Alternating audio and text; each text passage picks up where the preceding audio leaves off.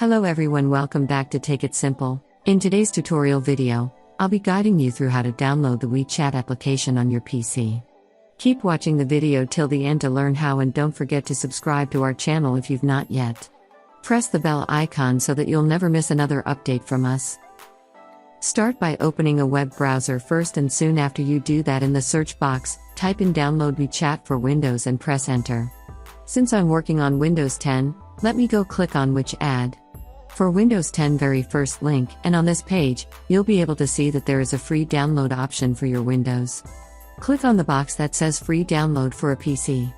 Once the app downloads on your device, simply click on the launch button. Once you do that, you can see that the application has been opened. All you need to do is log in using your QR code.